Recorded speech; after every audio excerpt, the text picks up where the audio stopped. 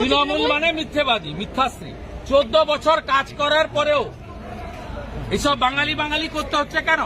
মমতা ব্যানার্জি তো হিসাব দিবে চাকরি কত দিয়েছে, মমতা ব্যানার্জি তো হিসাব দিবে স্কুল কত করেছে, মমতা ব্যানার্জি তো হিসাব দিবে হসপিটাল কত করেছে, মমতা ব্যানার্জি তো বলবে যে কত অকৃষিযোগ্য জমিকে কৃষিযোগ্যে পরিণত করেছে, মমতা ব্যানার্জি তো হিসাব দিবে কতগুলো ভালো পাকা রাস্তা করেছি, ব্রিজ করেছি, কত পরিযায়ী শ্রমিককে ফিরিয়ে এনে কাজ দিয়েছি। এখনো লক্ষ লক্ষ লোক কেন ভেলোরে কটকে যায় চিকিৎসা করতে? কেন 2,15,00,000 বেকার? কেন 60 লক্ষ পরিযায়ী শ্রমিক? মুখ্যমন্ত্রী 14 বছর পরে উনি তো বিরোধী নেত্রীর মতো কথাবার্তা বলছেন। অবস্থা স্ট্রেচার পাওয়া গেল না, মানে খাটিয়ায় করে রোগীকে হাসপাতালে নিয়ে যেতে হবে। ঠিকাদারদের বলবো কাজ করবেন না, পথশ্রী পেমেন্ট পাননি, মানরেগার মেটেরিয়াল সাপ্লাই পেমেন্ট পাননি, এটাও ভোটের আগে করছে, পেমেন্ট পাবেন না, আর 2 লাখ টাকা বুথ সভাপতি চাইবে ভোটের জন্য।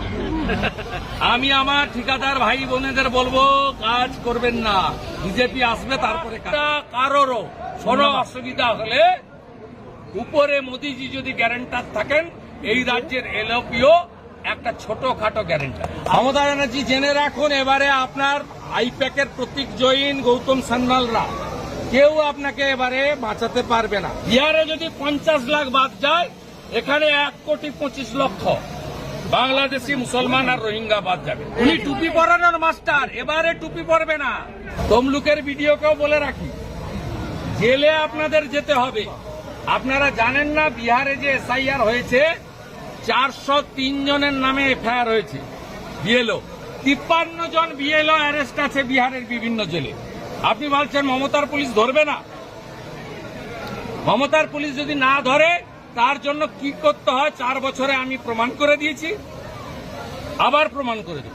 আমি পশ্চিমবাংলায় বিডিও এসডিও ডিএমদেরকে ধমকি নয়, সতর্ক করছি।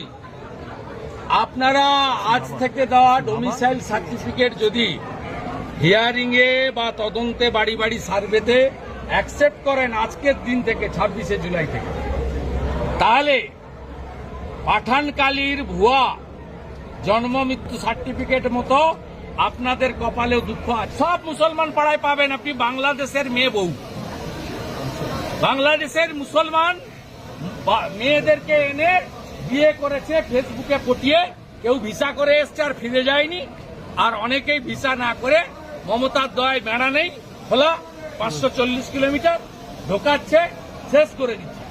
আমি 15ই আগস্টের পরে এই কন্যা সুরক্ষার মতো রাস্তায় নামবো, রোহিঙ্গা মুক্ত, বাংলাদেশি মুসলমান অনুপ্রবেশ মুক্ত, ডক্টর শ্যামা প্রসাদ মুখার্জির বাংলা চাই।